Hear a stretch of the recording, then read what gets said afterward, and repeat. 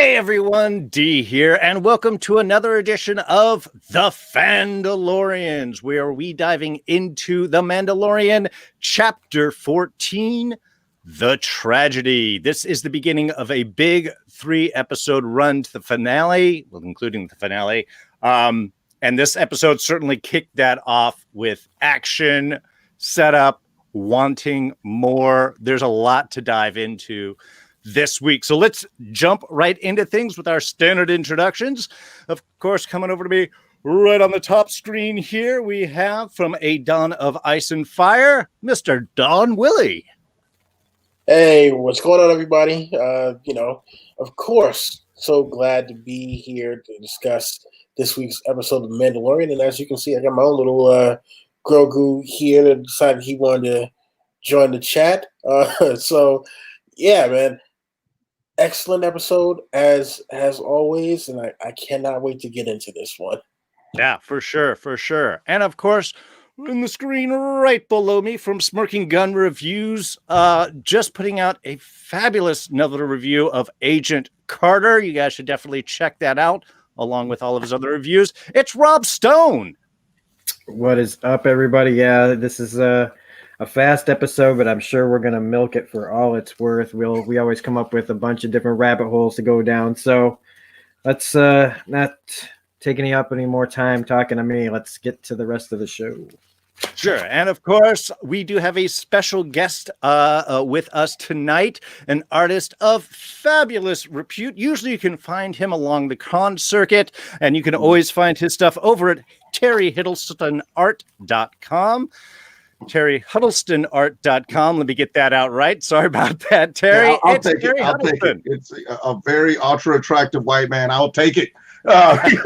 Could be worse. But yeah, how's it going, guys? Like the Smoking Gun Review said, let's jump into it, because we got a lot of back stuff we gotta pack into this episode. It was quick, but it was like we've been waiting. How long? How old are we now? 40-something years for the Sarlacc pit to be verified. So very big moments. Oh yeah, a lot of stuff to dive into. So let's get into our just brief little bits. But before we do, I do want to remind everyone first. Hello, Devontae, Silva Surfer, and Devra, fangirl and loving us, joining us live right now in the chat. Really appreciate all of you guys showing up all the time. It is awesome. And do want to remind you that we do have our big season 2 review of Agents of S.H.I.E.L.D., our big fans of S.H.I.E.L.D., coming up in just over a week on the 15th. That is Tuesday, 6 p.m. Pacific, with Don, Rob, myself, and our very own Agent Carter. Anyway, so let us get things going. Sorry, I'm doing a complete sort of like break there. It's Corey Shoemaker joining with us. So let's get right into this week's episode. Rob, why don't you kick things off for us? What did you think of this week's episode? A lot of surprises popping up. Give us your brief take. Brief take is that this one really makes you think about how they've set up how every single episode is set up. Because this truly felt like just a chapter of something.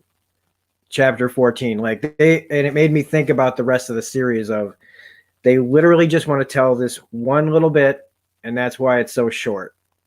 Mm-hmm. Like every single episode is just kind of this thing, this moment in time, this space. And they've done that really well. Most shows can't do that. They spill over. They leave too many things going on at the same time. This show just tells these concise stories. They answer questions. They pose new ones, yet they get across what they want to get across for each chapter. And in this one, it was very succinct setup for the next 2 episodes. Yes, we got some returning characters, which were great to see. Glad to see that they're finally committing to Boba Fett coming onto the show. This is our confirmation. No more speculation. Who was it that was walking up to Fennec in season 1? who was that guy for sure? We all figured it was, but we have to, we still have to hear it. We have to hear the words, I'm just a simple man walking through the universe like my father before me. We have to know for sure that it's Boba Fett.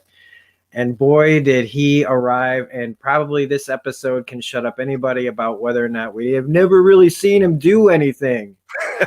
Well, we've seen him do a lot of stuff in and out of his armor in this episode. So, with that, I will take it over to the next person, Terry. Well, you just kind of gave me an insight when you said I'm just a man walking the earth, and I realized that's what it was. Came from Kung Fu. I was like, it was some kind of essence in there that they kind of sprinkled in where you're like, man, what is this familiar? Obviously it's a Western, but that it was something else. And so thank you for that insight just now. Like, yeah, it came from Kung Fu, walking the planet, very kind of laid back, but once you pissed off David Carradine, then you were gonna get beat with his hands or a stick of some sort. So there you go.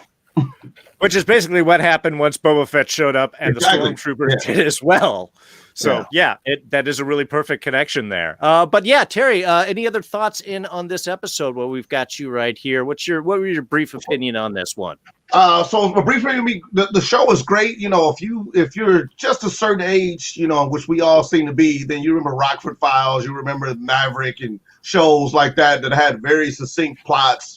And they weren't necessarily connected to the next episode. It just run your character up a tree and then have him, make it worse, start a fire on the tree, and then he gets out of it.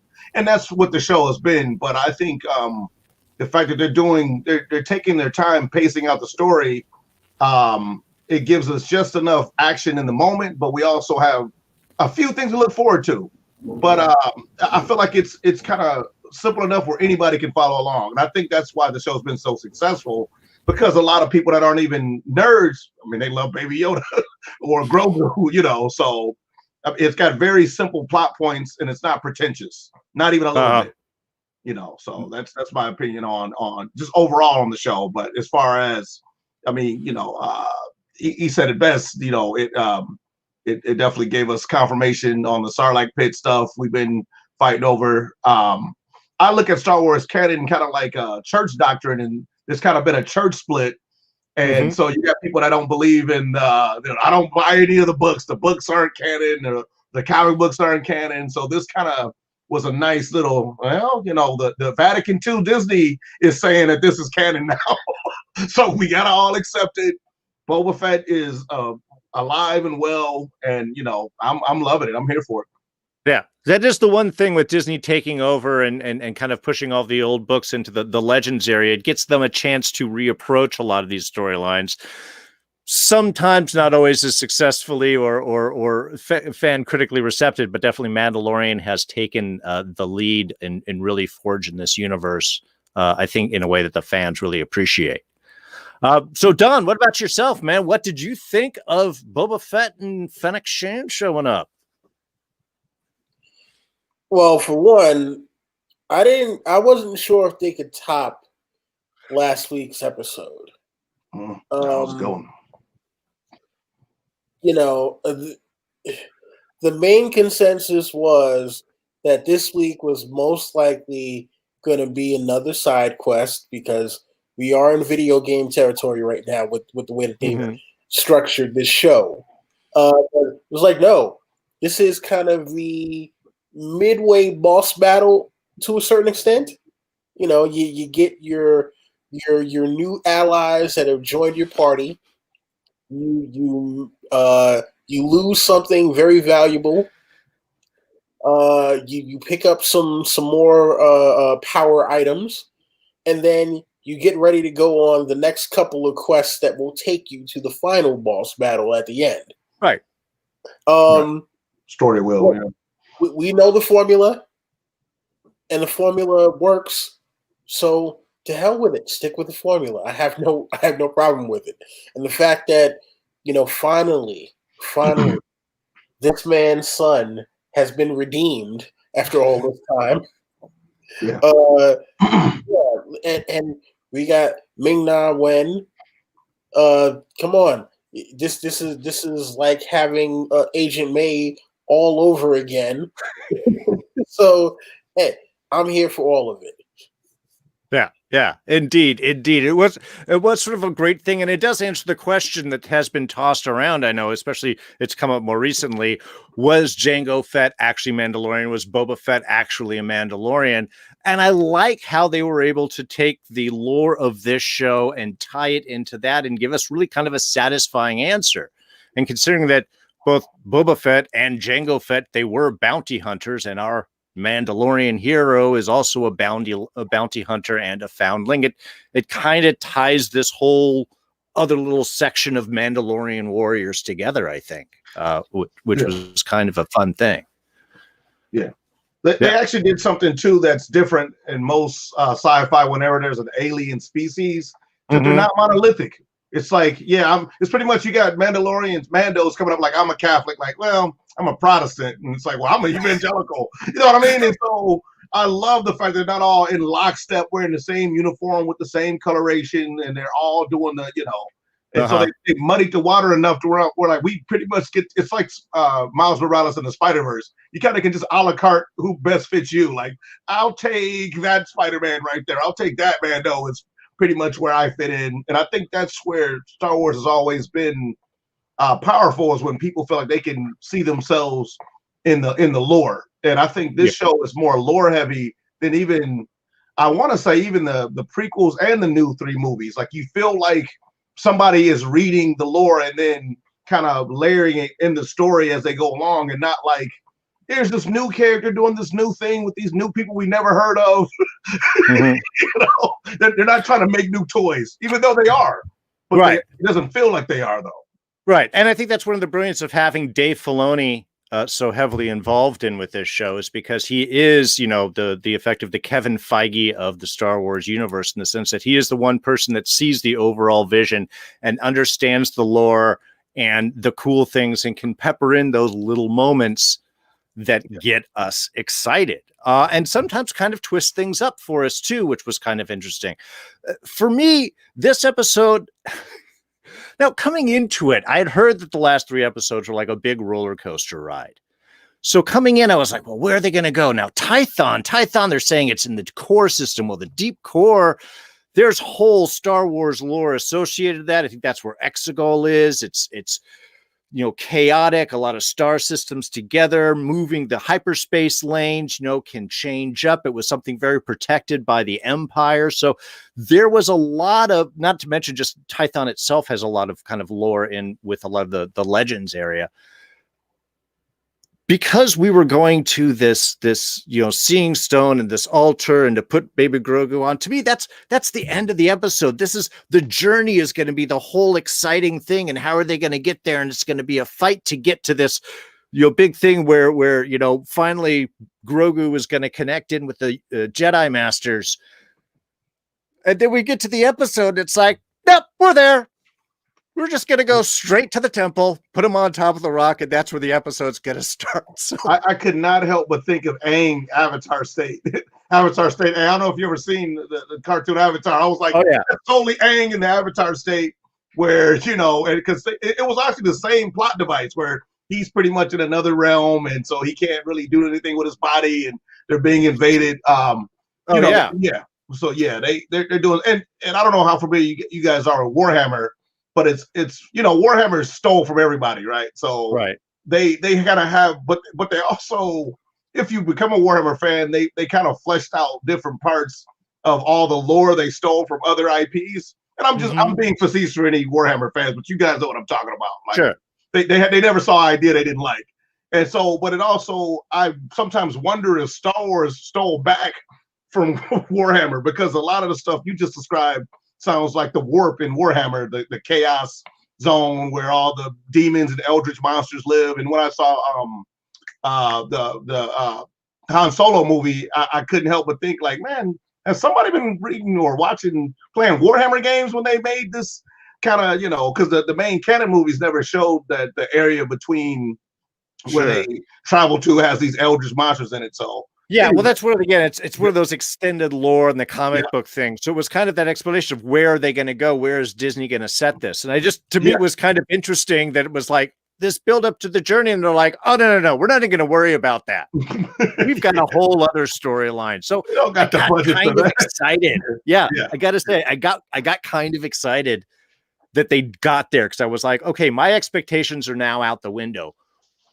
What are the new things that they have for me? And I gotta say, and I think I'm with everyone else, we're gonna geek out here for a moment. When the Slave One just shot across the sky and came down to land, it was like, oh, Yeah. you know, I mean, it was an exciting thing. And then we get our show up of both Boba Fett and Fennec Shan. Now, obviously, we are serious Ming-Na Wen fans here from Agents of S.H.I.E.L.D. Her getting killed in her premiere episode we were all talking about what a waste that was. My God, you're taking out a Disney princess, you're taking out Ming-Na in her first episode. And I love what they've done here. And I think they even gave us a nice little Agents of S.H.I.E.L.D. Reference, or at least it's popped up on the internet. Of course, where she got shot was her belly, which is where Agent May got stabbed and killed at the end of season 6. And now she's kind of back as a cyborg. So it's almost, I don't know. We could play that there's an AOS LMD little sort of connection right here. As fans, we're free to do that.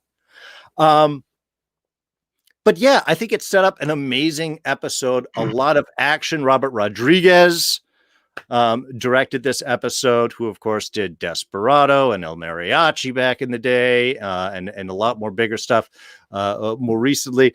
So we've got just crafted hands, and it played well. We had great action. We saw different styles of fighting, which I thought was really action, considering the smoothness and teamwork we had of Bo-Katan and the Night Owls, and we have Mando's kind of gunslinger action. Here we have Boba Fett, just a brutal frontal assault on all ends. Rob, considering that you've got Boba living in your basement right now, what was it like to finally see Boba Fett in action?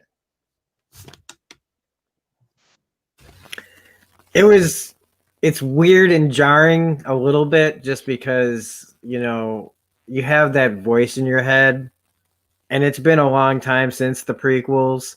I mean, I expected him almost to sound like Captain Rex, or, you know what I mean? But he just sounds like a guy who's been inside a Sarlacc pit for like a really long time. But it was, I mean, like you said about the first shot of seeing Slave One and just hearing the ship, not just seeing it. It's that distinct noise that ship makes, where you hear that, like you just, and knowing that it's him. No, you know, like, not for 1 second did we think anybody else was walking out there. If they wanted to subvert our expectations, they could have done something crazy right there. But seeing him just speak the words and, you know, telling him about the armor, where it comes from, trying to convince Mando to do it, and then once we get into the fight, holy crap. I mean, I've been a Boba Fett fan since Empire, and it's one of my like earliest memories is that movie. Like, I can't remember much before that movie. And getting to see him fight in this for real, because like I said, a lot of people have said he's got barely any screen time. All we were interested in was this mystery man in his cool armor, but he never really did anything. And so this, we got to see what he's really truly capable of. If you read the books, you know what he's capable of, but not many people, you know, anymore even remember that stuff. In the comic books, you know, he's always done stuff, but we've never seen him, and we've seen him as a kid. We've seen him as a kid on Clone Wars, but we never actually got to see him do much. We saw him fail. And we saw him walk away with Han Solo. And in this, we get to see how well trained he is, how deadly he is, how strong he is. Because we have to remember, he is the clone of Jango, right? His name may be Boba. He may have gotten his own personality, But he, in a genetic level, is still this warrior that created the entire clone army. They all had the potential of being Jango Fett, as powerful as Jango was, and now we get to see him just brutally take down guys in hand-to-hand combat. And once he gets that armor on, even though it looked a little weird, just the top half, and he's still wearing his like monk robes underneath, It just cut funny. He had like a dad bod going on there. Yeah, standing over him, and we also get a new theme. Like he has new theme music, like actual theme music now. I liked how his music was playing when he was just going through these guys, and just showing how hardcore he is. He did a Batman move with a gun where he's just like "Ka-ka!" Right? I know you're there. That kind of. It's just. I'm glad it was short because then all I have to think about is this moment. Mm-hmm. I don't have to think about a whole bunch of other things that happened. I get to live in this moment where we just saw Boba Fett in an armor, out of armor. Didn't matter. This guy, he needs to stick around longer. Do not kill him off in this show. I will be really I was wondering about that. Into another Sarlacc pit, right? Like it's just an accident where he just walks in the wrong spot. Like, see you guys. Ah! Oh no! Please don't do anything like that, man. We need to keep. We're just getting them back. Do not. I don't care if there is a prequel show coming out. That I don't even want that to be a prequel show. I want that to be this. I would be fine now. Yeah, I want to see them do his stories now and maybe looking back, like a la Lost, like flashbacks to what happened to where he got to where he is now. Like mix a little bit of both up.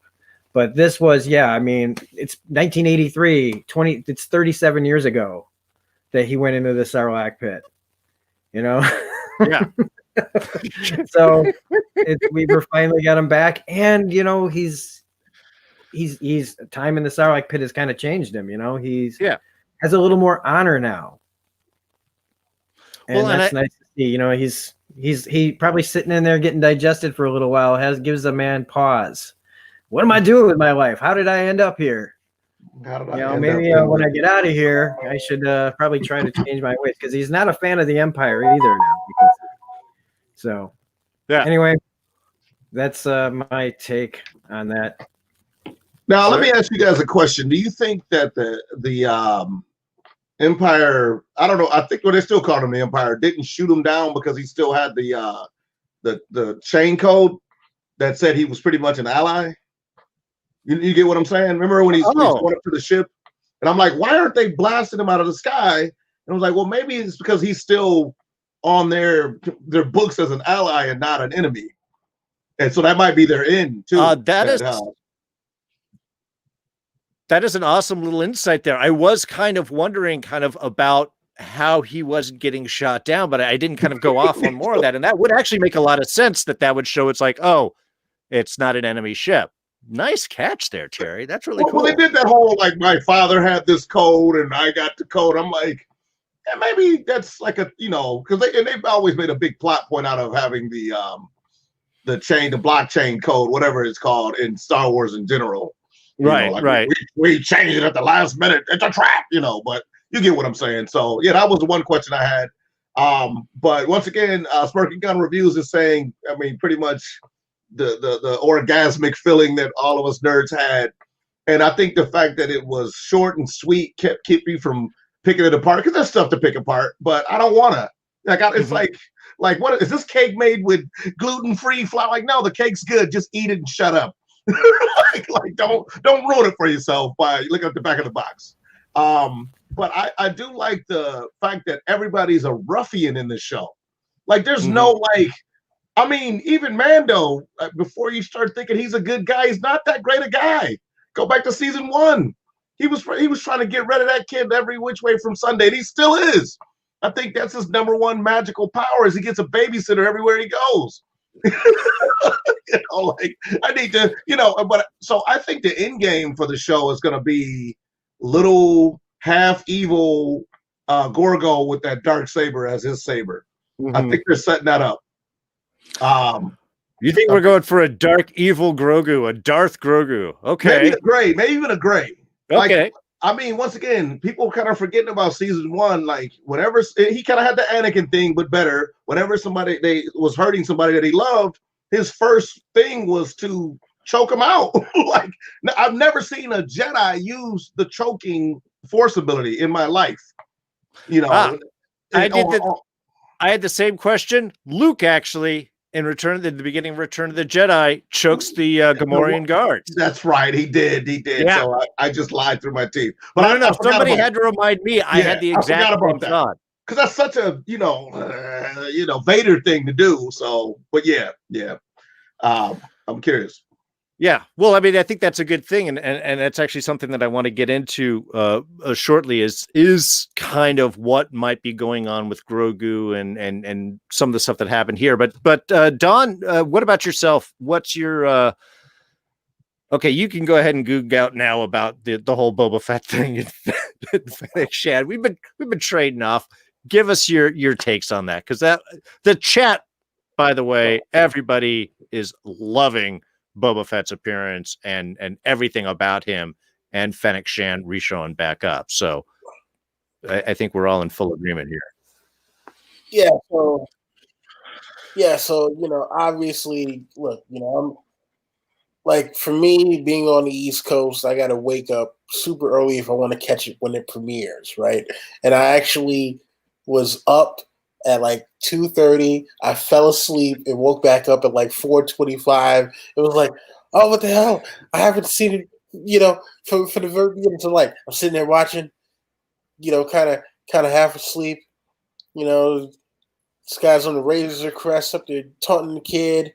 They get to the planet. They're doing a little flyover. And he's like, oh, yeah, hey, we're going to have to make the rest of this trip with the windows down. I'm like, windows down? What the hell is he talking about? And then you see him with the jetpack. And then, so there's a couple of things about that whole sequence, right? For one, that stone, like, all right, so for those of you who have ever played Jedi Fallen Order, that little stone that he put Grogu on, when it lights up, it's got the runes. And that happens all throughout Jedi Fallen Order, where you go to these different ancient locations and they've got all these different rooms on there. So I was like, oh, wow, okay. So they've officially made Fallen Order. Disney's tying things together. Very nice. Right. And then, as he's standing there waiting for things to happen, you hear that little scream. I'm like, wait. I know that sound. Oh my God, Slave One! Oh my God, because you're expecting the Empire is going to show up, right? You already know they're going to show up, but it was speculative as to whether or not Boba Fett was actually going to find him. It was like, oh, Boba Fett has been tracking him. How? Doesn't matter. It does not matter how he was tracking him. He tracked him. He got to the place where he needed to get to, and it's like, oh my God, it's Boba Fett. And then when he was talking about, I've got a sharpshooter on the ridge there that'll take you out before my body drops, and I'm like, wait, oh, that was her.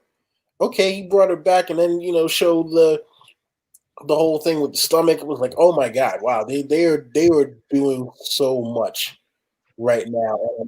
I love his reply to that though.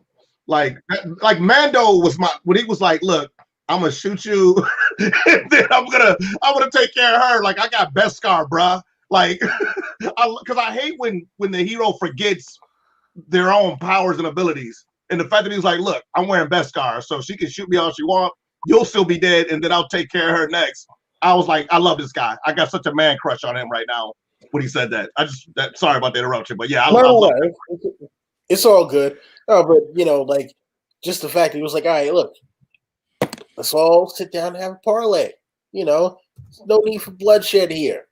Now the fact that that now it has been, I don't know if it's been retconned now, because all right, so George Lucas has stated that Jango Fett is not a Mandalorian, neither is Boba Fett, right? And then even in Clone Wars, I forget what the guy's name was when Obi-Wan approaches him and is like, hey, yeah, what about this dude Jango Fett? And he's like, oh, Jango Fett is not a Mandalorian. I don't know how he got that armor. I'm like, yeah, but here it is clearly stated by Boba Fett, and also it's implied in the chain code that Jango Fett wasn't even the first person to have that armor before he gave it to Boba. So I'm like, all right, well that armor's been around for some time, and apparently, I guess it must be foundling armor of some sort. Hey, listen, I'll take it. And the fact that we got to see Boba Fett, you just wail on people in and out of armor. And finally, we get to see why he is one of the most feared bounty hunters in all of the galaxy. This is the guy that it was like, yeah, we got droids, we got all kinds of reptilian aliens, we got people with tentacles, we got all kinds of, things that we could be using in order to track Han Solo. But the guy who got him is the guy in the Mandalorian armor. Yeah. I was just watching Empire a couple of days ago too. Just rewatch it just to rewatch. And yeah, it's just so crazy that here we have this character that has been kind of mythologized for past almost 40 years, hasn't really had much in the way of screen time, but it's always like, nah, man, Boba Fett is the man. Watch, one day you'll see, and the day has now come. It's funny that you say that because that's how most of the myths get started. I mean, I'm not having a religious discussion, but Jesus didn't have a lot of screen time, but yet people are like, just wait, he's gonna come back and fix everything. I mean, we're still, in and all that. I'm once again not trying to describe anything. It's funny the way you said that though. It kind of had that religious connotation, like just have faith in Boba. He will ascend again from the Starlight Pit. But I got a question for anybody who's willing to answer it. Do you think that Boba Fett's armor is repainted Jango Fett armor? I mean, supposedly now the big question is, because I also, right before we even started this, I was watching Attack of the Clones, right? And I'm looking at the armor. I'm, looking at it, like, it looks like the same armor, but possibly repainted. But then the under the plates is a different color. Like under the plates on Jango Fett's armor was like a navy blue or black, and under the plates on Boba Fett's armor is like the like this color, right? So it's one of those things where like I think in the Legends timeline, supposedly he had like 2 sets of armor, so this could be the backup armor. And then apparently in Clone Wars, and this is something I didn't even remember until I watched the video yesterday. Boba Fett set up a trap for Mace Windu where he used his father's helmet, and that helmet exploded in there. So it's kind of like, well, where did he get the other helmet from? So it could be that maybe this is the backup armor. Yeah, but I'm not 100% sure. That kind of cobbled together, kind of. I mean, they've earned that. Like, if that's the case, they've shown that you just kind of a la carte your armor pieces from wherever you can get Beskar from. So I'm not gonna like fight it. But it just, this was the first time I actually thought about it. Was this episode? It was like, hey, I probably did too as a 20-year-old, but it hadn't been introduced to my brain until he said his father gave him the armor. I'm like, wait a minute. So that's Jango Fett's armor through the years, or is it a different armor? But once again, I'm not gonna pick it apart to try not to like it. But yeah, I'm just glad we got more Mandos working together. Well, I think we probably assume that it's been, damaged and repaired and adjusted and such over time, that he's kind of adjusted it to his own particular styling. I mean, even though he is a clone, as we've seen in Clone Wars and stuff, all the clones end up having certain variations of personality. And perhaps while he may be a genetic copy of Jango, he is, as implied before, developed his own personal sort of viewpoint and style and adjustment between him and the armor. So, that would be sort of my guess on that. Who was that actor? Like, was that the guy they've been using for the Clone Wars voices? Yep. Okay, I thought he looked familiar, but he's so messed up. Because the guy's actually pretty handsome. For an older guy, if I'm remembering this, if I'm thinking of the same guy. Tamura Morrison, is that? Am I getting his name pronounced right?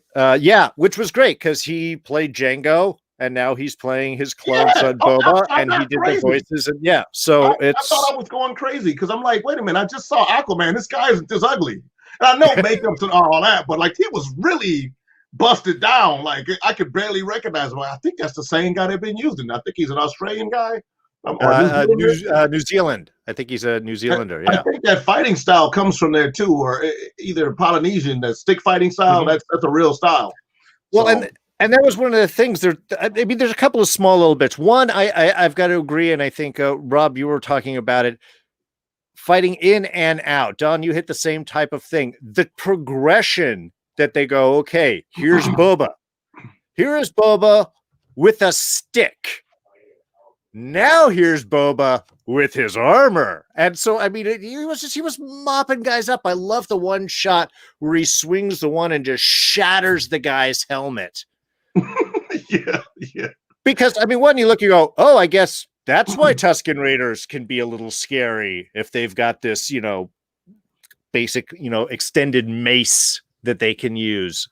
But I think that was a good way of giving us the progression of showing how badass he is, even without his armor. And then, of course, how over the top he is once he's got that.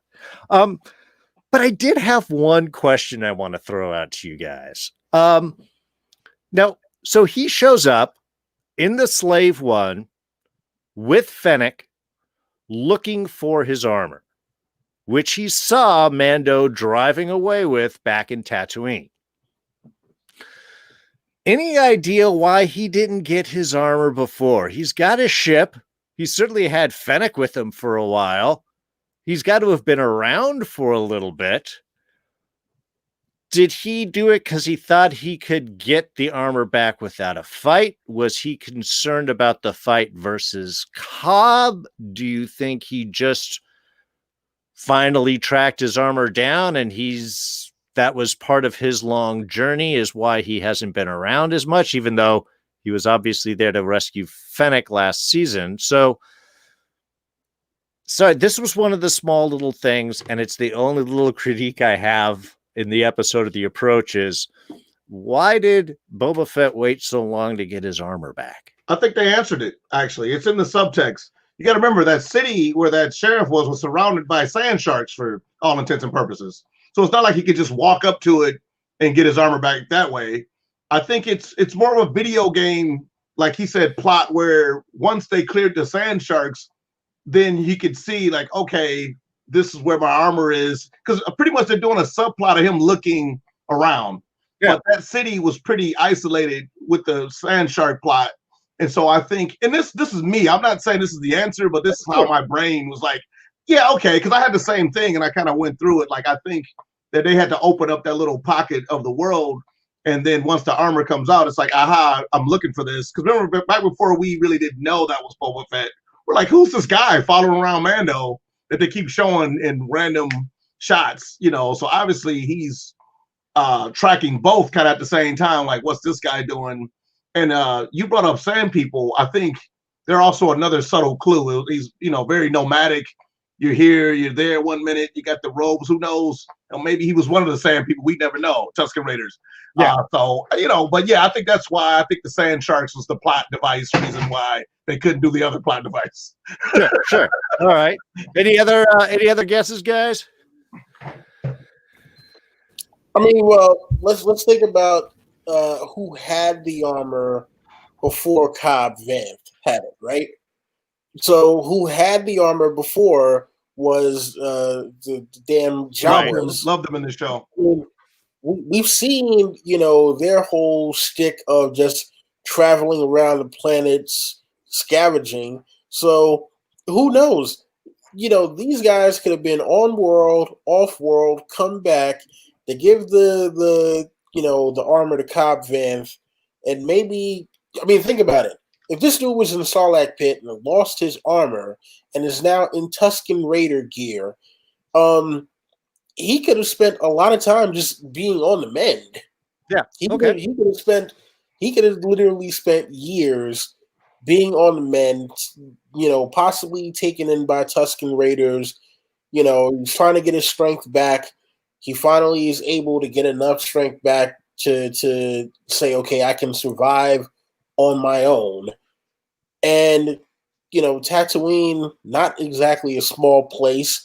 If he doesn't happen to have any kind of transport, especially, it doesn't look like the Tusken Raiders really use much technology outside of their guns, right? Right.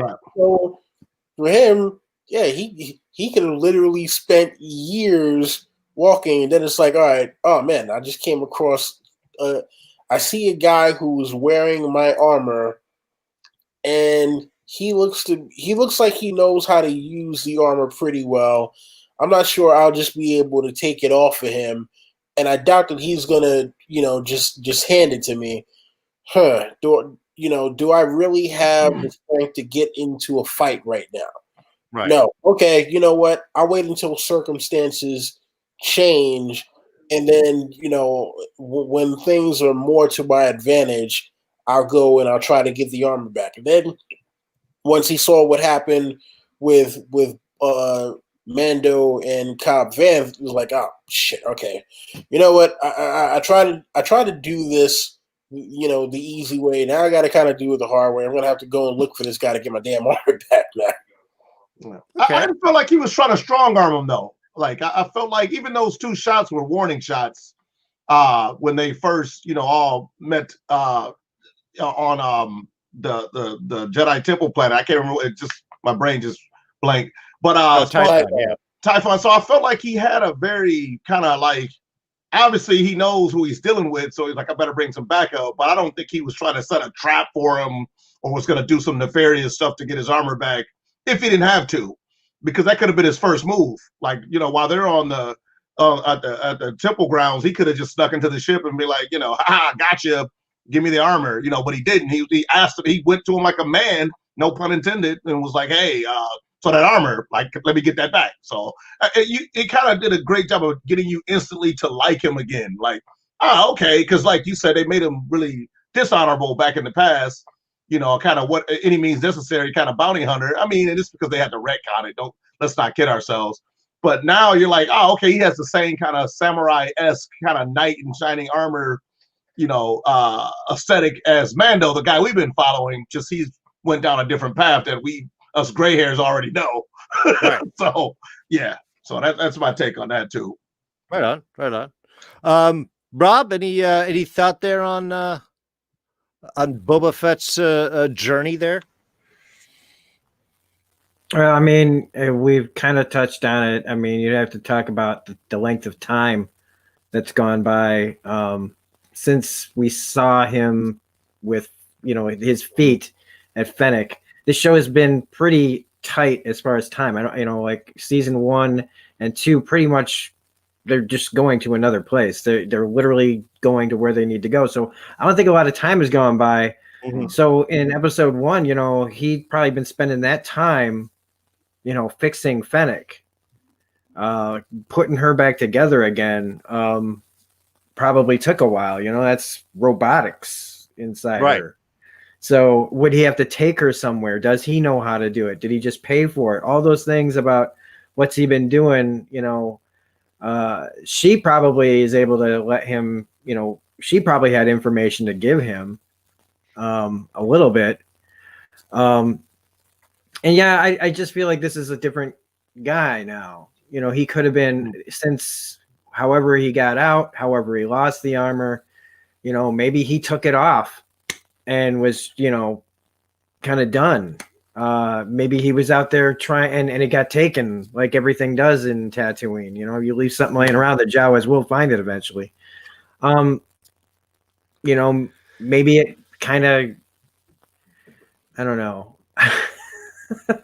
he was maybe learning how, that fighting style. Maybe he was just figuring himself out, going on kind of like with the stick. He makes me think of Morgan Jones from The Walking Dead, who had to go crazy, lost his kid, walked around, had to clear, met the guy with that taught him the way. I mean, he's on that kind of journey, I think. And he's changing as a person, and we'll probably find out all of this. Sure. Yeah, I don't but I like that much time has gone by, so I feel like I mean that's what I am. No. I get out too far. I think you guys have found a perfect thing. It's like, well, yeah, time-wise, you're right. There's not a lot of time between season 1 and season 2. So that could certainly be the dealing with Fennec. And yeah, the whole journey could have been of losing the armor, recovery, connecting back in wherever he was, a long walk journey over to here. Maybe he didn't get the slave one back until just before. And it just happens to be one of those timing coincidences where now I'm prepared to regain my armor and return back out. And he sees Mando driving away with it. Like, now I got to go get it. So, okay, it was one of those things that had jumped in my mind. So I was a little curious what your guys' thought was. And I think you all nailed it down perfectly. Okay, so of course the other big connection we've got going on here is Grogu making his choice, being led to the Jedi Seeing Stone in order to choose basically what Ahsoka seemed to implying is his next path. Is it going to be light? Is it going to be dark? Is it going to be something else? And I have to say, I was kind of curious how they were going to deal with it. Would it be right for us to do like a Force Ghost journey of Grogu? Or do exactly what they did here. Have that be a whole separate thing. That's Grogu stuff. We're not paying attention. We're focusing on Mando and Boba Fett and defending him while this is all going together. It did annoy me that I think Mando kind of bumped his head against that wall of breaking through that shield one too many times before he realized he wasn't going to get in there. But I mean, his journey, I mean, besides the whole battle and everything, what did you guys think? I mean, do you like the choice that they made of not really seeing kind of Grogu's choice that we have to, by the end, when he's throwing stormtroopers around and staring down Moff Gideon, do we get to then play with the idea is this evil Grogu, like using evil force powers? Or is this Jedi Grogu defending himself against stormtroopers in an aggressive action, like, or is he like somebody had mentioned in the chat here, now a Mandalorian with force powers is the way that he sees himself as a warrior, just now with an extra different kind of gun. So, what do you guys think about? We'll start off with you, Don. What was your feeling on kind of Grogu's little journey or lack of journey from what we saw, and how they're sort of setting up what may be kind of his big choice or the big question of which choice did he make? Well, look, obviously Moff Gideon is trying to get him to tap into the dark side, right? And that is the reason why, when the Stormtrooper was originally gonna shoot him, he's like, no, wait, no, let's play out. He wants to see what Grogu can do, but he's testing the limits of not only his ability, but to see like how strong he personally is before it's gonna tire him out. Because remember, they're planning to give him the Dr. Pershing to do whatever it is that they're going to do with in terms of experimentation. And it's one of those things where we don't know the extent of how much he was tapping into anger versus it being simply a defense mechanism. Right. Because we don't know what the stormtroopers were doing before that. All we know is Moff Gideon shows up. You hear all the clanking and all that. I mean, because think about it. Remember, end of last season, we saw the two scout troopers punching the kid inside of the bag. Oh, God. Yeah, so we don't know if when they were taking him in there, one might have just taken him like, this little green thing, and just tosses them or something like that, and he's just like, you mother, hold this, So yeah, it could have been a little bit of defense. It could have been him tapping into his anger. We're not 100% sure as far as that's concerned. But then the other thing, with him doing the reaching out through the Force, I mean, I don't know. It's debatable as to whether anyone will show up, and if anyone does show up, who? Because there's so many ways that this can be taken. I mean, we still don't know who saved him from the Jedi Temple to begin with. There's a lot of people who think it's probably Mace Windu. I mean, Samuel L. Jackson does want to come back. He's like, yeah, man. Mace Windu ain't dead. I say he ain't dead. He ain't dead, right? So you have that going on there.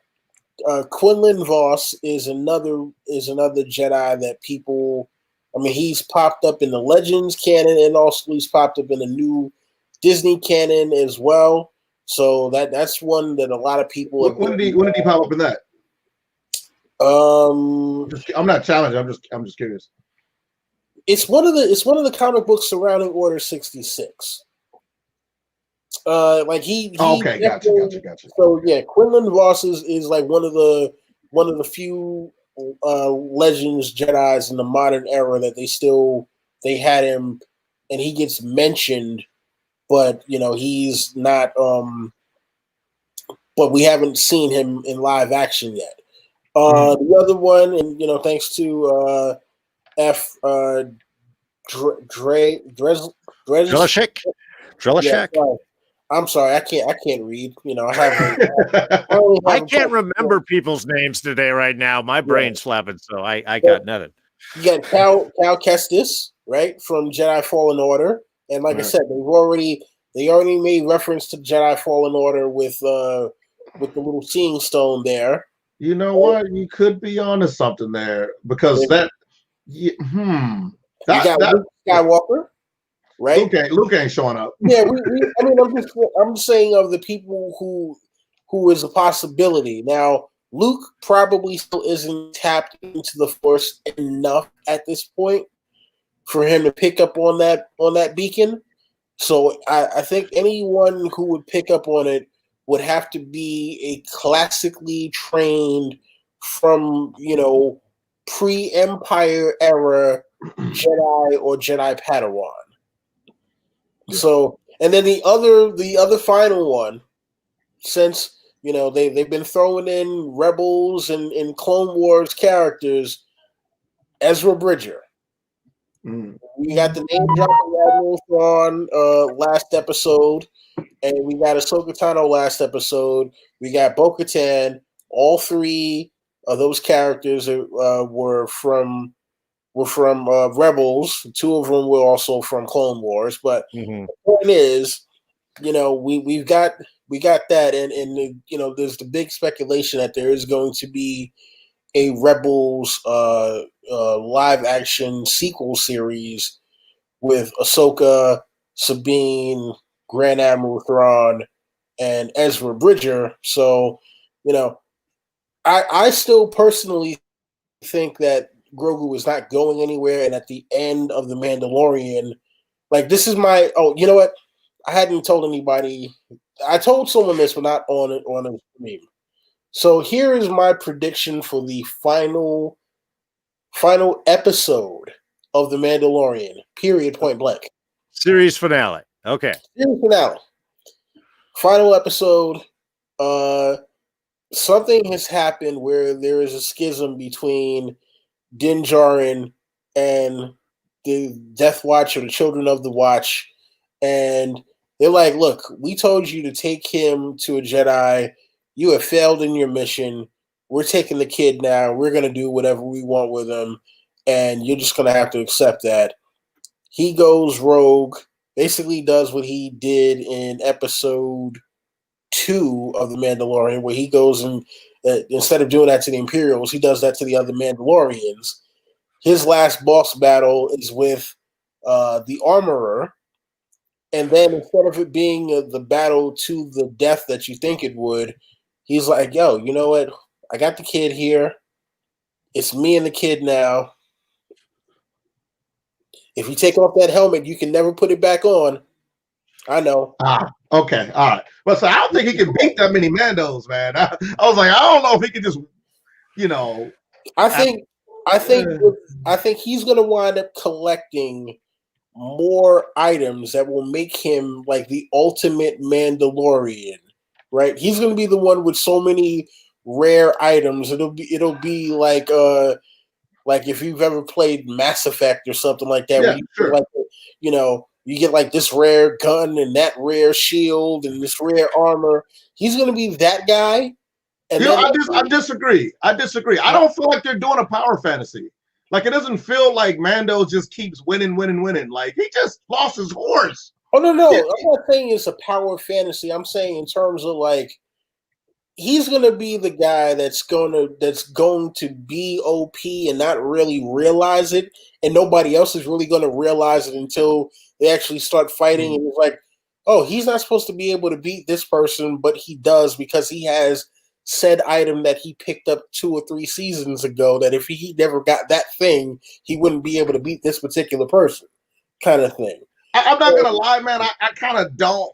Even if that does happen, I wish it does. Like, I don't want him to be like a powerful, like he can't be inside the, you know what I mean? Like he ends up being the ultimate Mandalorian. Like, his character's kind of too basic for that, in my opinion. Like, but that's going to be the beauty behind it, because he's going to wind up losing all of those items, and the last boss battle will be him and the Armorer, and he's going to realize, like, no more Beskar spear, no more whistling birds, no more this thing, no more that thing. Mm-hmm. Oh, I'm fighting to keep the kid, but I know what the last thing I have to do in order to end all of this. Let's take off the helmet. Take off the helmet. I'm not a Mandalorian anymore. I get to walk off into the sunset. Nobody bothers me.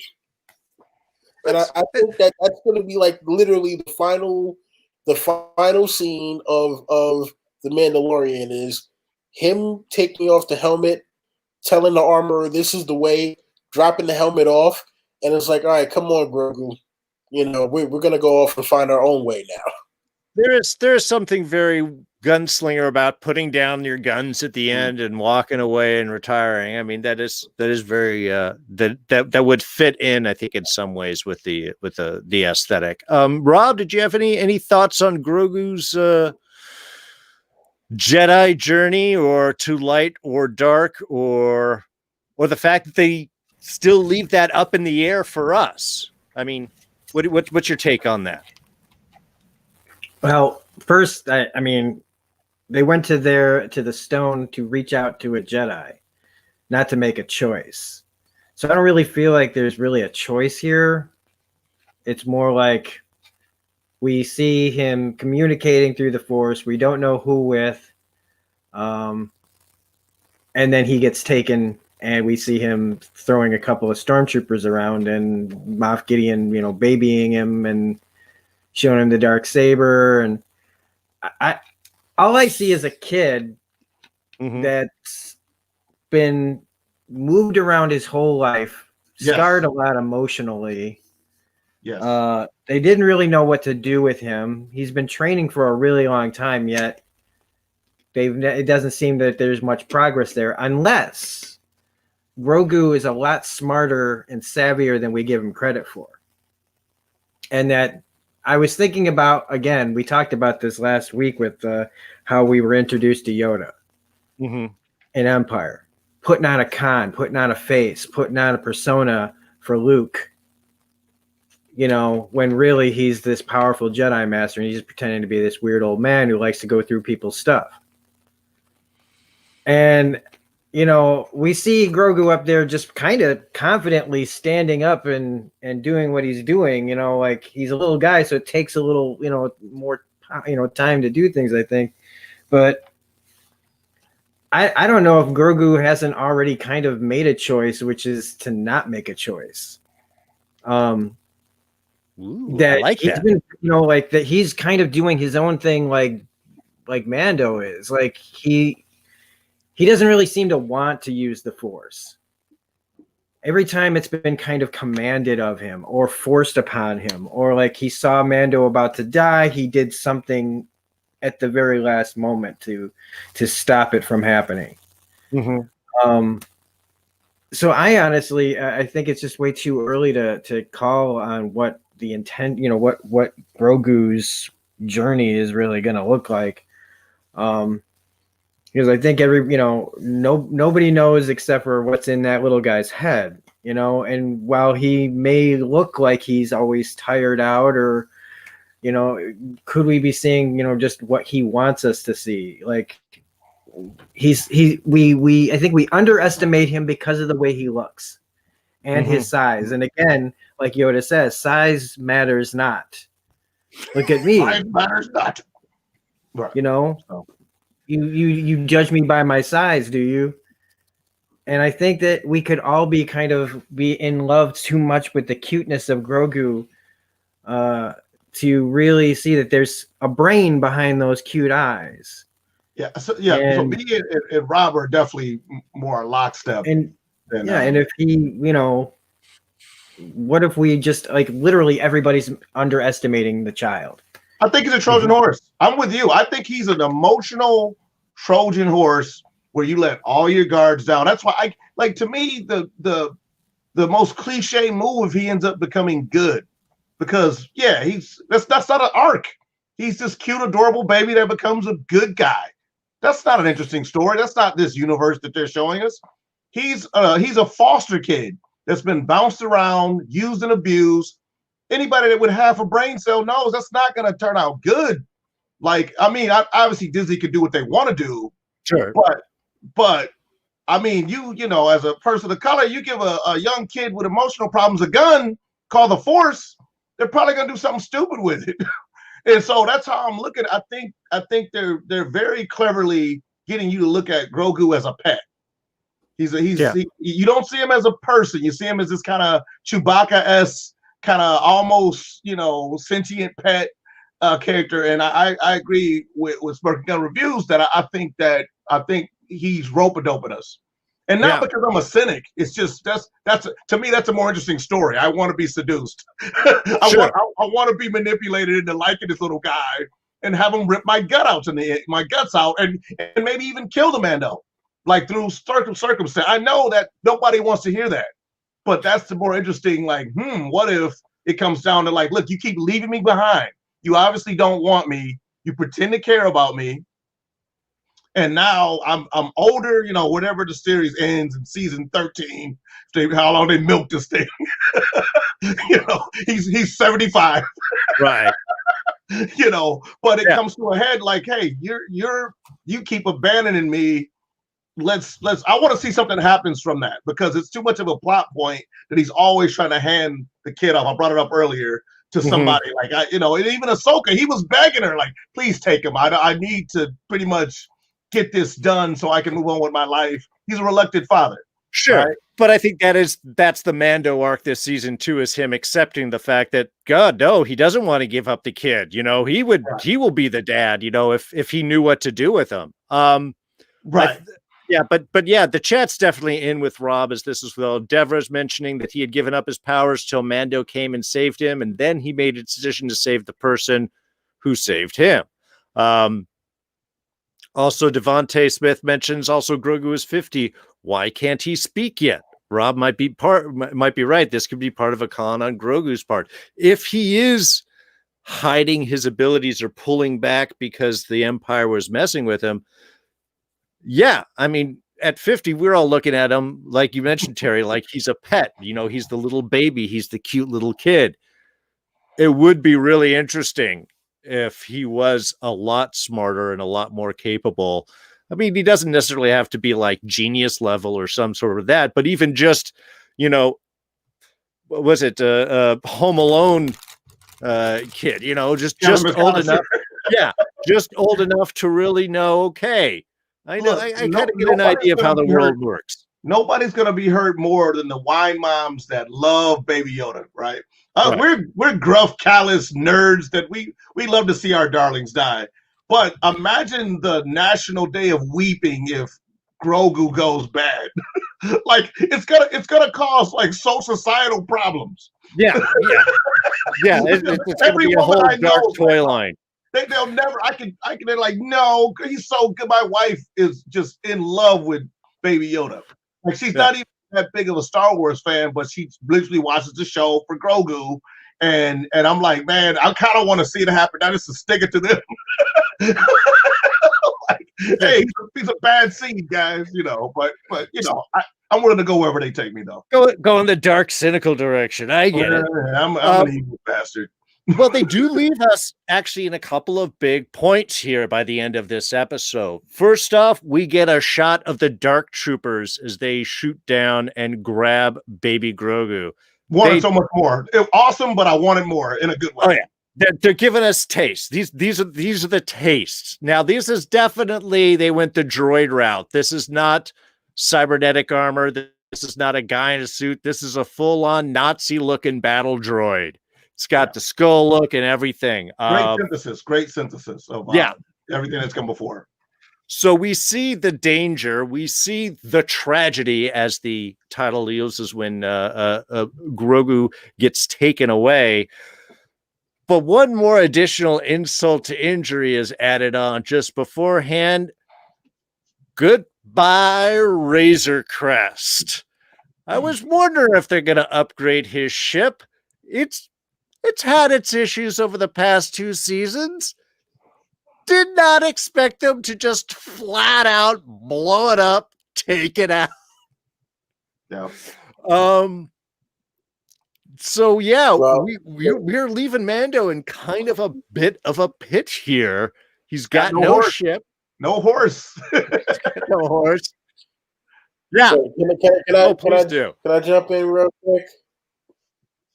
I think that was.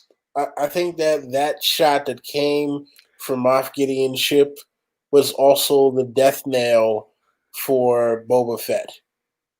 I think that Boba Fett at the end of this season is going to die, and that Mando is going to inherit Slave One.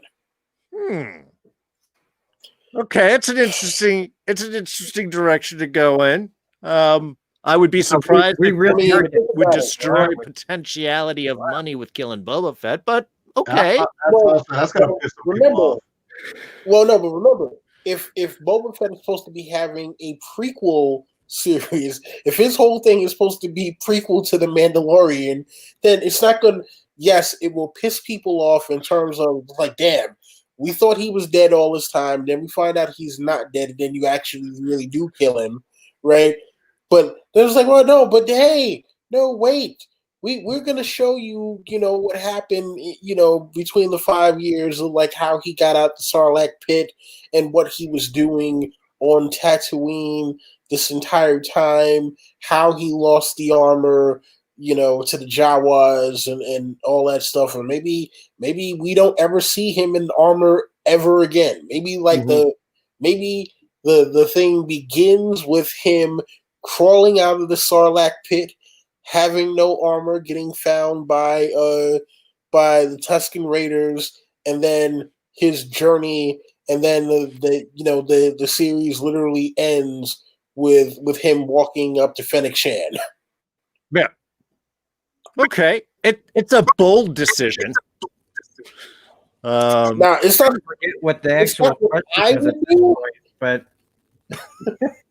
like, I want to make sure everybody understands that by saying that Yoda might be or baby Grogu, Jesus. Yeah, I know. That he might be smarter and playing everybody for kind of like suckers. That isn't by no means that I'm saying that he's going to be bad. I just think that he's been hiding how intelligent he is. I think we got a lot of people thinking that we're saying completely that he's going to be a bad character, a bad guy, and I don't think that's what we're saying.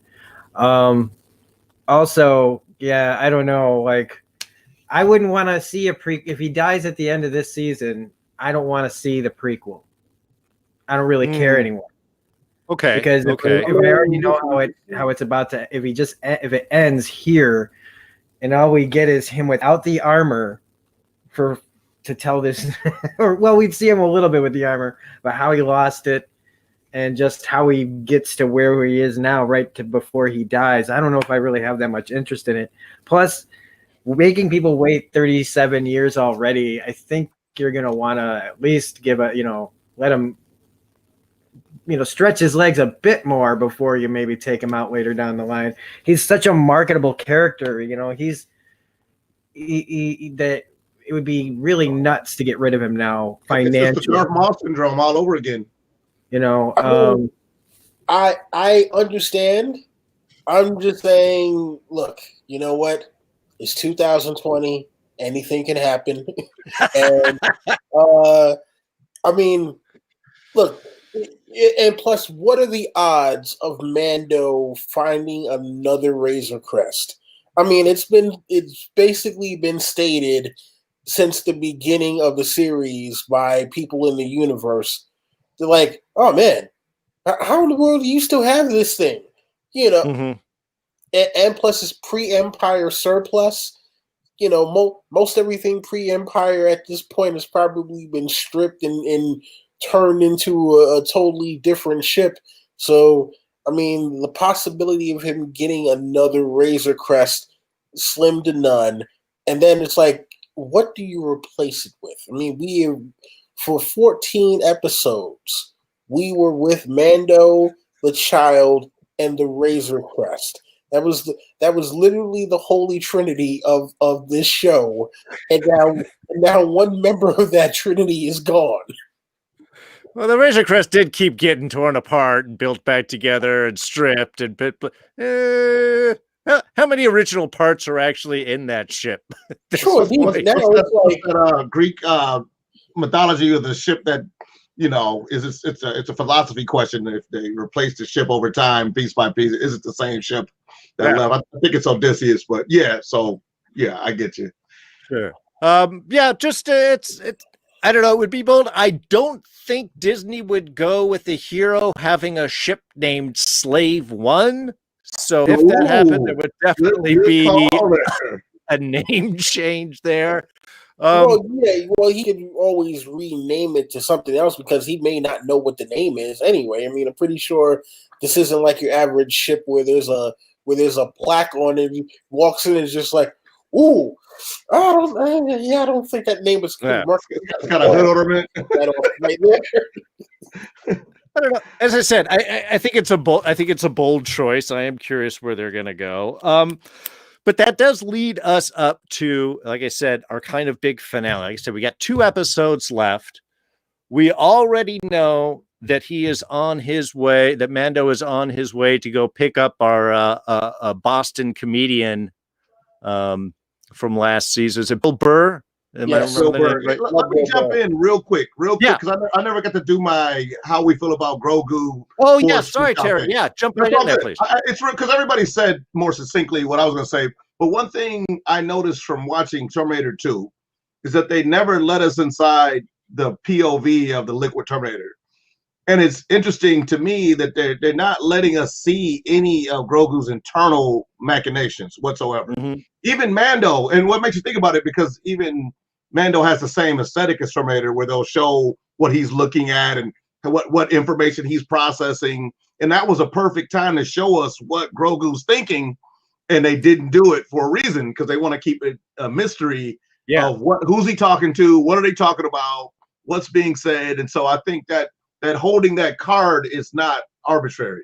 Yeah. You know, I don't think it's an accident. So that's how I feel about that. I think they're still setting us up to stab us in the heart when he doesn't make the choices we want him to make. And a Smoking Gun review said that he didn't make a choice, but I think the way I took it, when he reached out, that was a choice. Like to him, like either not reaching out or reaching out was a choice to be made to me.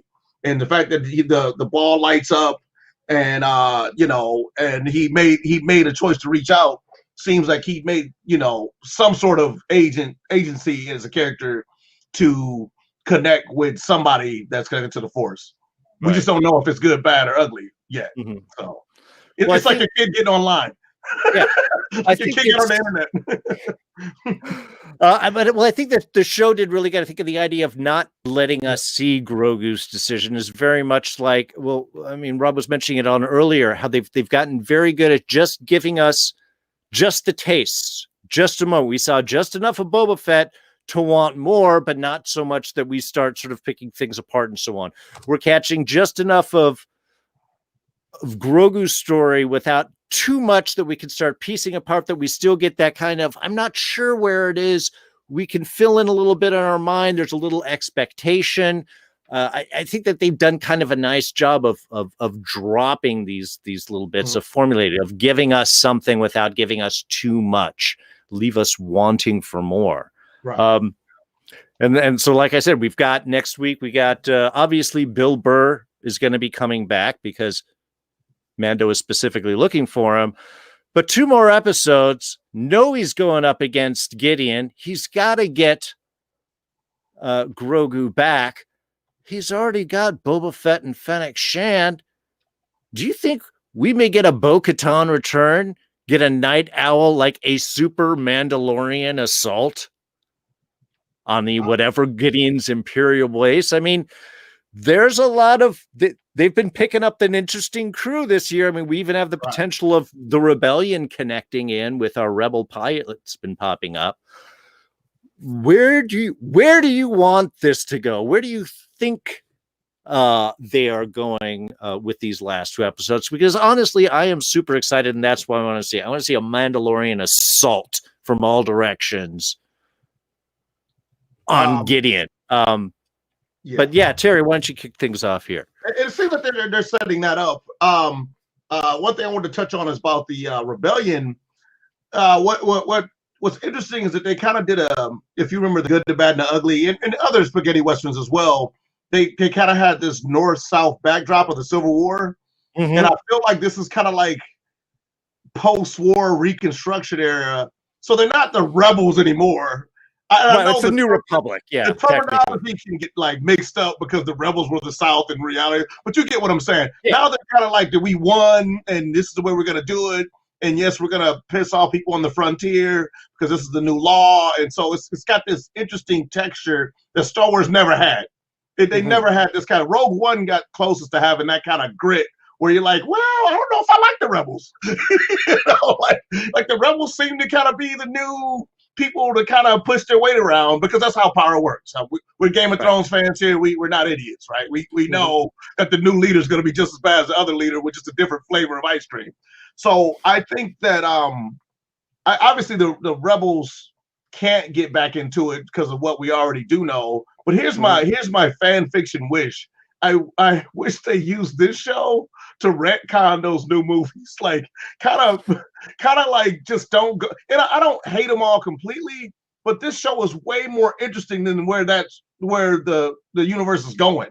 Yeah. Like, oh, the New Order pops up and they're kind of a bunch of buffoons, and I don't see these guys evolving into those guys, like as far as the new empire. Yeah. And so, I'm kind of hoping like, hey, let's just kind of everybody collectively forget about those new movies and just go wherever the show writers take us in this show. So there's that. I think you'd have a lot of people agreeing with you on that point of view. And I'm not trying to be divisive, because I do like certain aspects of the new movies. It's just they fumbled the ball. Like, it's just not interesting. Like there's nothing other than Kylo Ren that I would probably salvage from that whole thing. Like if it's a plane crash, I would dig through and be like, hey, I'll take you. You're a fantastic actor. Everybody else, I'm sorry, you guys were pretty god awful. I mean, wasted potential really on Disney's part, more so than any actor or actress in the movie's part. Like they had I don't know if anybody's in the military. We used to have the saying, it was a shit sandwich and they all had to take a bite. So, yeah, we actually had a little discussion on whether or not they might go in different, potential timelines or directions on this. So yeah, I think they need to.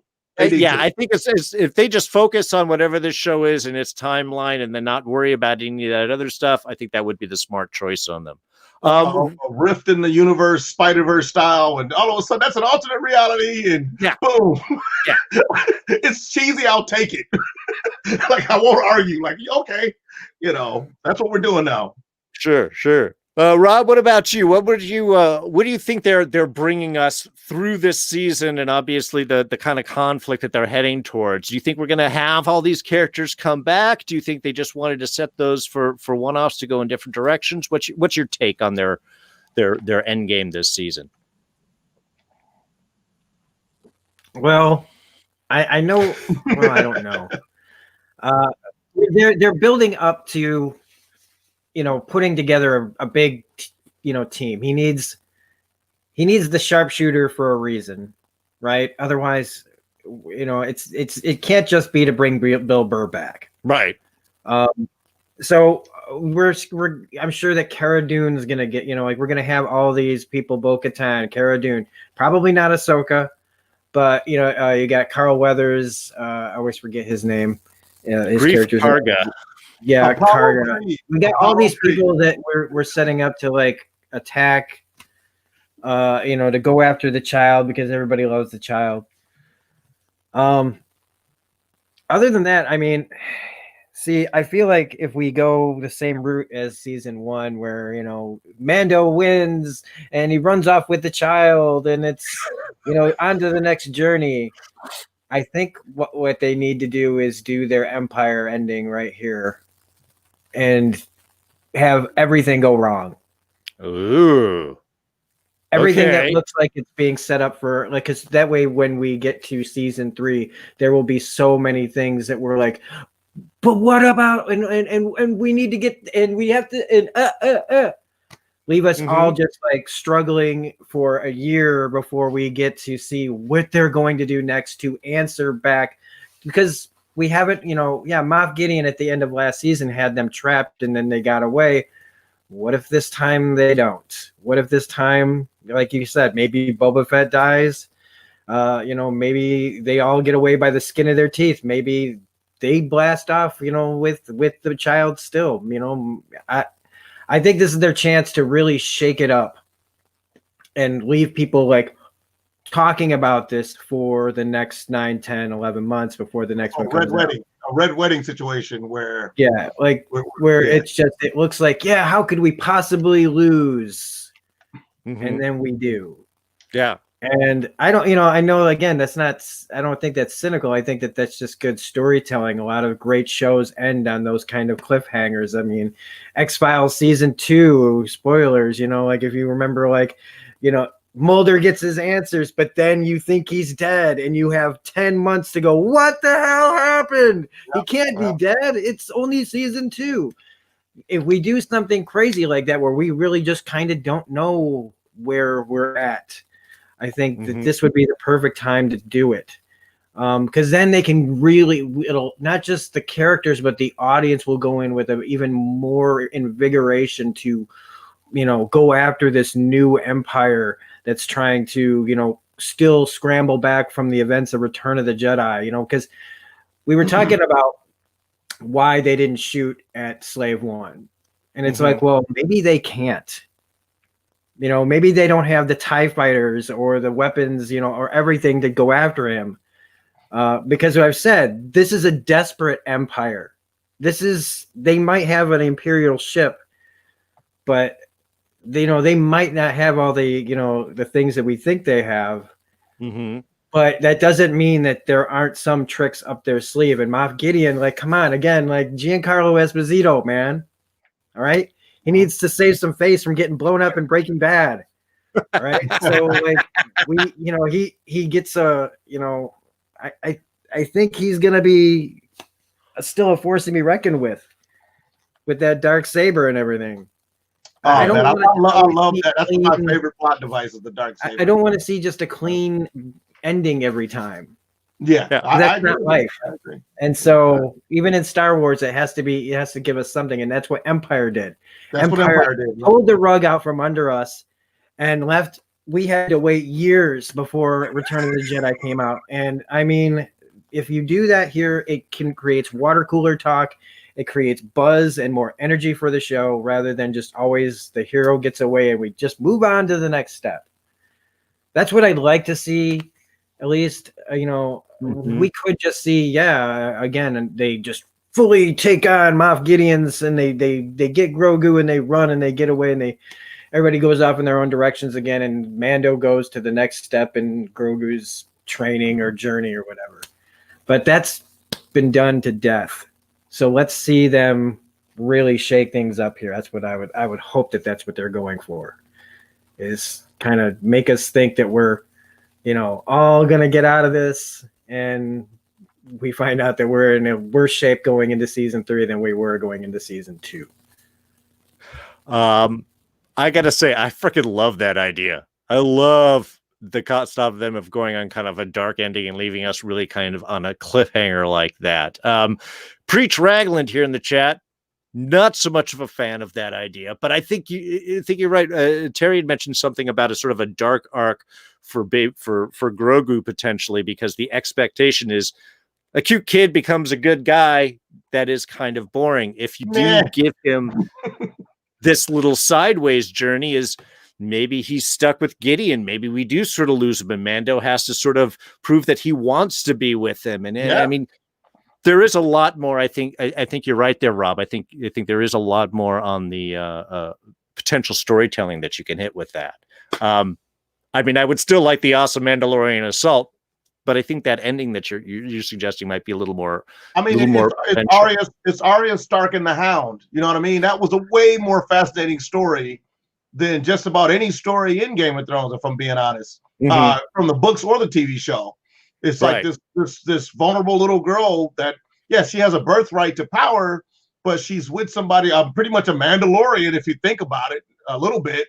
If you know anything about Game of Thrones, the Hound is pretty much a mercenary for all intents and purposes, for the crown, that is. And so I think that when you said having Grogu with I almost called him Gus Fring, with Moff Gideon, I got perked up. I'm like, I'm interested to see that. Like, I don't want to always see him just being this plot device that gets carried around from planet to planet and like save him, protect him. I want to see him be a little bit dangerous, which they kind of cut this season. First season, he was a little bit more of a wild card than he was in this season. Like, I don't think he harmed anybody in this season. Whereas season 1, like, you were always wondering, like, is he gonna choke out some characters? know. So yeah, I'm with you. Just very, I guess cool. a blanket agreement. Excellent, Don. What's your little hope for our ending direction here? These last two episodes of the season. I'm in agreement with Rob. They gotta give us an Empire style ending. And this is part of the reason why I was thinking that that they're going to kill off Boba Fett is, because you got to think about it. You kill off the most badass bounty hunter in the galaxy, and then also the Empire wins now by getting the kid. It leaves Mando in a place where it's like, well, damn, I have to put my entire life back together. And so now, okay, I got this ship that I'm not really familiar with, but people know the ship. Maybe they'll mistake me for Boba Fett and give me more respect on it. I've got a new partner now. Well, we don't know what Ming-Na's journey is going to be, like Oh man, why am I forgetting the name now? Ferric Sand. Fennec, yeah. Yeah, Fennec. Sorry, why did I say Ferric? Oh, dang Ferric. That's why. She made me a traitor. She made me the traitor character in this arc that you're talking about. You know, there's always a character like, I had to do it. You know, they got here 10 minutes before you did. You know, because I mean, why set up that I'm loyal to Boba Fett? I serve him. I mean, that seems like a plot setup for. I'm sorry, dog. They paid me 1,000 credits to turn on you or what on all of you, pretty much. I don't know. So and, imagine, the more you talk, the more I'm so mad at you because I think you're right. They probably are gonna kill Boba Fett, and I don't want it to be true. I'm making fan fictions in my head as you talk. Like, no, he's right. They're not gonna do that. They're gonna give him that ship, and I mean, you know, listen, think about it. Mando would have another set of Mandalorian armor, unless they wind up killing Boba Fett somewhere where he's not able to get the armor, or you know, maybe they bear the armor with him. You know, like I said, you don't reintroduce. I mean, because think about it, you don't blow up Mandalorian, like you don't blow up the ship that we've gotten used to for nearly 2 seasons now, just to be like, okay, well, yeah, just go pick out another ship. Like, no, you brought back one of the most iconic ships in all of Star Wars, right? Like, other than him, look, the only way that they could make up for losing the Razor Crest like that and not giving him Slave One is for him to either get the Ghost or for him to get the Ebon Hawk from Knights of the Old Republic. Oh wow, that's there's a pull. Okay, yeah. So it have to be. Is that thing still intact? I mean, it would be thousands of years old. You know, technically pre-Empire. Pre-Empire, yeah. Jesus. You know, so he'd have to get one of those 2 ships in order. Like, if he doesn't get Slave One, he'd have to get one of those 2 ships to make up for the loss of the Razor Crest. Those are the only 2 that you can be like, oh yeah, you know, okay, hey, we understand you're upset about losing the Razor Crest, but look at what we got you here. Hey, come on, you know you love it. Okay. All right. Right on. Well, it definitely looks like that we want the big action. We certainly are expecting a return of many of these characters that we've seen this season for our finale. But yeah, definitely leaning a bit here towards the darker ending for season 2. And actually, if we want to go full Star Wars, somebody is going to have to lose an arm or a hand. Is that right? Well, they already lost the belly. So I don't know. But yeah, you're right. Yeah, somebody's going to. That Darth Saber is Chekhov's gun. So that's right. Somebody always loses a limb in the middle season, in the middle movie. But all right, so I think that pretty much covers all. We're hitting about the 90-minute mark, so I think this is a good time to kind of go ahead and wrap things up. Like I said, we've got 2 more big episodes coming up, and it's going to be the end of the season. Where are they going to lead us? Is Baby Grogu going to be safe? Is Mando going to get him back? Or will we be stuck with a shocking finale where our heroes are left to claw back next season? That does seem to feel like the direction they're going. And I hope so. Regardless, we know it's going to be super exciting. I want to thank everyone who joined us live in the chat. Wes Singer was able to jump in. How you doing, Wes? Devontae Smith, as always, fangirling and loving it. Preach Raglan jumped in here towards the end. F. Drelishak had some excellent little comments and notes in here as well. We had Terista in here. Teratista. Let's see. Let me just keep scrolling back. I don't want to miss anyone. Devra, awesome. Thank you, everybody who joined us live. Thank you, everybody who is joining us in the archives. Please be sure to like and subscribe if you did enjoy it. And to say our goodbyes, let's let everyone give their final thoughts and let them know where they can find you. Don, why don't you kick things off for us? Final thoughts. Where can people find you? Okay, so final thoughts on the episode. I mean, Dank Ferric. This was this was an epic episode. You know, if we were giving ratings, it'd be 100 out of 10. I mean, I don't know what they can do to top this episode. I'm not saying it's not possible. I don't know what they can do because we didn't even know what they could do to top last episode. So yeah, man, you know, as always, you can find me here with these guys. And sooner or later, you'll be able to find me back at my channel to do more A Song of Ice and Fire and Game of Thrones related content. And of course, you know, we're here for fans of S.H.I.E.L.D. And you can find me on Twitter at iDonWillie. That's IDonWilli. And Mr. Huddleston, take it away. All right. So for me, I've made it super simple. Thanks to my wife. You know, when I was first starting off doing what I do now, I had like all kind of fancy names. Now everything's Terry Huddleston art. Just if you can put in Terry Huddleston, it gets you everything you need to know. I think I had imaginary concepts, hero art, imaginary hero. I had all kind of crap. My wife was like, "Just use your name, dummy." I'm like, "All right." And so Terry Huddleston gets you to Terry Huddleston art. Terry Huddleston Google will fill in the rest.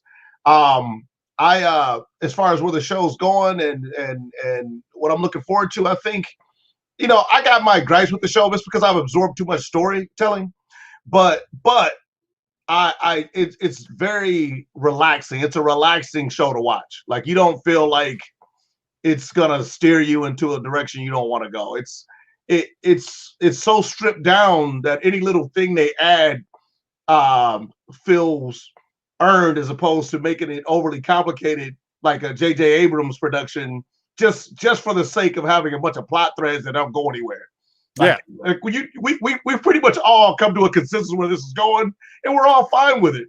You know, much like a Western where you're like, hey, so I got a feeling that guy is going to shoot that guy at the end of this Western. What do you think? Like, of course that's what's going to happen.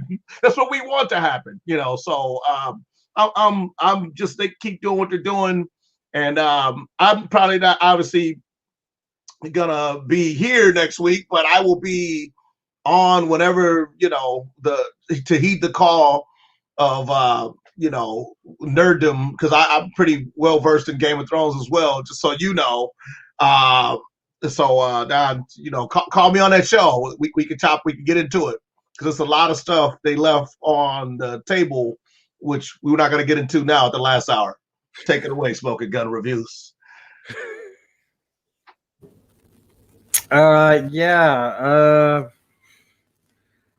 one thing I wanted to go, I'm going to go all the way back to the beginning when we were talking about this show. Just about this show and what it's done, and what I think this show is doing. Really, one of the best things that they're doing is they're honoring every aspect of the lore except the new movies. They're completely leaving them out. Yeah. But they're showing total respect for every aspect of the lore, whether you're a fan of the original trilogy, whether you're a fan of the prequels, whether you're a fan of the books, whether you're a fan of the comics, whether you're fans of the cartoons, whether you're a fan of the video games. They have you covered all the way through. You're getting something that honors all of that. Mm-hmm. Whatever you're a fan of, you're going to find something of that on this show. And again, I want to, and ignoring 7, 8, and 9. And I don't mean that like, you know, ha ha, but it's kind of telling a little bit to show that a lot of people felt forgotten in 7, 8, and 9. A lot of things that we all love since Disney took over has been forgotten and thrown away. This show is giving all of us that wanted those things back in little doses and little bits and little just doses of nostalgia that hit you right where you want it to hit. And that's, as long as they continue doing that into the next 2 episodes and beyond, it's all good. Like you said, you know, we all kind of know the direction it's going, and we're all fine with it. And I think we're also really adaptable about this show, not knowing what's going to happen week to week. Even when they throw us a curveball, it's usually a curveball in the direction that we go, oh, good, okay, this is interesting. Never have we said, we're doing this now or whatever. And whenever we get to one of these shows, where we think we don't have much to talk about, and we end up talking about it like for way longer than we thought we would. I did that for one episode. One episode, the season one. It's about this episode is that I did it for one episode, and that was season one where they had to save the village. The Xena Princess Warrior. Yeah. Okay. That was my least favorite episode. Yeah. I was like, oh my God, what is this? What in the name of low budget hell is this? Like, where you got 5 villagers, you know, I got what they were trying to do, but that episode didn't land for me. But I do love Gina Carrera, so obviously we got her out of that episode, and you know, we can move on. But anyway, sorry, I couldn't hold that in. That was the one episode. But luckily, we don't have like 2 seasons of that. Yeah, that's all I really wanted to say about how I feel. Is that's what this show has been doing, and I think that it'll continue to do that. Even if whatever predictions we've done this on Agents of S.H.I.E.L.D., we were wrong so much that, you know, whatever happens, good or bad, it'll still be done in a great way. And you can find me on Twitter at reviews_gun. You can find me on Twitch at Smirking Gun Plays, all one word, where we're playing Final Fantasy VII Remake and Assassin's Creed Valhalla. We've also got the YouTube channel, Smirking Gun Plays, where we play a little bit there, here and there. That's just, I had that set up forever, and I'm using it a little bit. And then here, Smirking Gun Reviews, where we're kind of we're going to pump the brakes a little bit and back off most of my content right now. But we are doing Agent Carter Season 1 finale next week. We've got His Dark Materials Season 2 on Mondays. And then, here, Fandalorians every Saturday. So that's where you can find me. Excellent. That was a beautiful little summation there of the show, Rob. I think you were right on the money right there. So yeah, I'm of course D. This is my channel. We're here with Fandalorians, at least for the next couple of weeks until the series wraps up. We do have our Fans of S.H.I.E.L.D. Season 2 review coming up in just over a week on Tuesday the 15th at 6 p.m. Pacific right here. And then you will be able to find me popping over to Enchantment of Eternity doing the Expanse Season 5 reviews with Mark. Great show. So it's a good time. You'll be able to find all that. Want to thank everybody for joining me up, and also, as we have been trying to leave things off on a safe note, pandemic's bad out there, folks.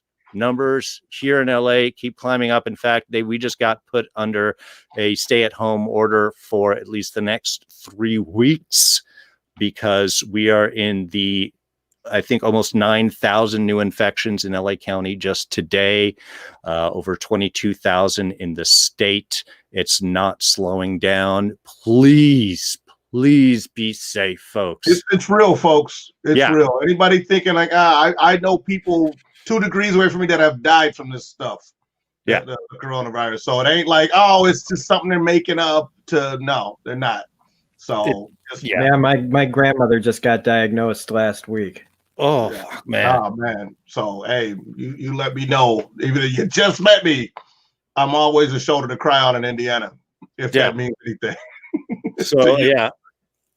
So, everyone, please be safe. Wash your hands. Wear a damn mask. Yes, surgeons wear them for hours doing operations. You're not going to get too much carbon dioxide or that ridiculous stuff. But what you can do is save lives. We're not talking about just you. We're talking about the people around you. That's who you're doing it for. It's not for you. It's for the people around you. Please stay safe. We will see you all next week. Thank you so much for joining us, and take care. Bye-bye, everyone.